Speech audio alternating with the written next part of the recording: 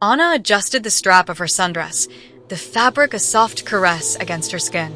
She caught her reflection in the bakery window, long, flowing auburn hair, and a smile that reached all the way to those eyes. Yes, she thought, content. This was her. This was Anna. Just a few months ago, the reflection staring back would have been vastly different. It would have been Alan. Alan had always felt different. He tried to ignore the feeling, to fit in, to be the boy everyone expected him to be. But the yearning, the quiet whisper in his heart, never truly went away. His Aunt Norma, a brilliant but eccentric scientist, had always been a safe haven. He loved visiting her cluttered house, filled with the strange smells of her experiments and the comforting chaos of her life's work. It was during one such visit that everything changed. He wandered into her guest bedroom, a space usually reserved for storage and rarely touched. That's when he saw it, a delicate, lacy bra lying innocently on the bed. A blush crept up his neck. He knew it was wrong, that he shouldn't even be looking at it. But the draw was too strong. Since childhood, he had been inexplicably drawn to women's clothes, feeling a sense of comfort and rightness that he couldn't explain. He picked up the bra, the soft fabric feeling foreign and exciting in his hands. He didn't hesitate. He slipped it on, the unfamiliar shape a strange and thrilling sensation against his chest. Standing before the mirror, he barely recognized himself. It wasn't just the bra, it was the way it made him feel. He felt whole. For the first time, the dissonance inside him seemed to quiet, replaced by a fragile sense of peace. Then, a voice cracked the silence. "Alan, what are you doing?" He whirled around, heart hammering against his ribs. Aunt Norma stood in the doorway, her expression a mixture of surprise and understanding. He fumbled with the clasp, desperate to take it off, to hide the transgression. "Wait," Norma said softly, stopping him with a gentle hand. "Why are you wearing that, Alan?"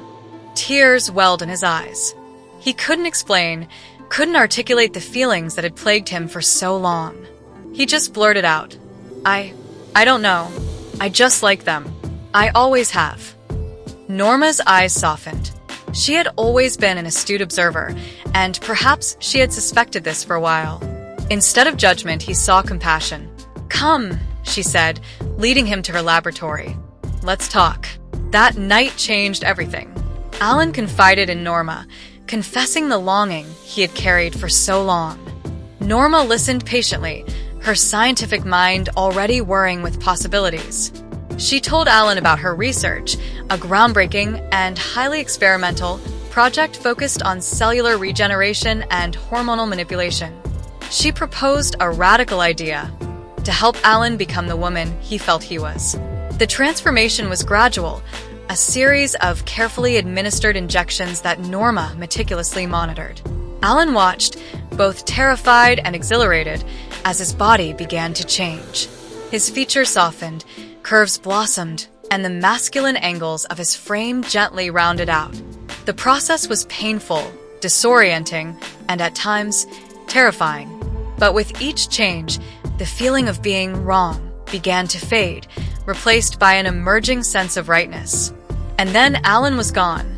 In his place stood Anna. The world felt different. People treated her differently.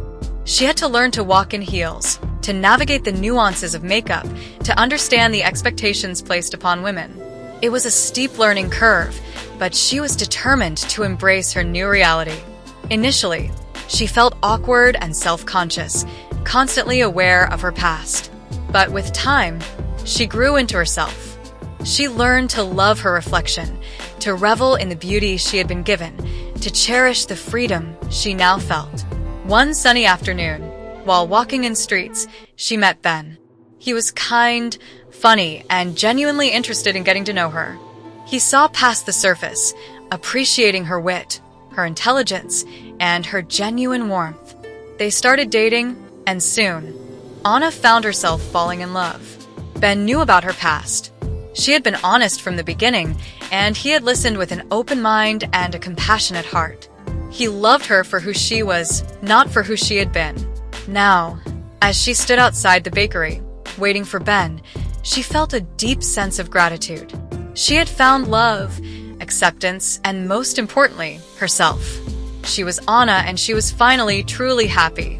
She saw Ben approaching, his face lighting up as he spotted her.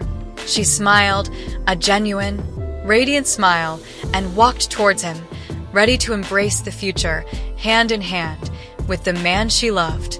The past was a part of her, a chapter in her story, but it did not define her. She was Anna, and she was living her best life, a beautiful woman loved and cherished for exactly who she was.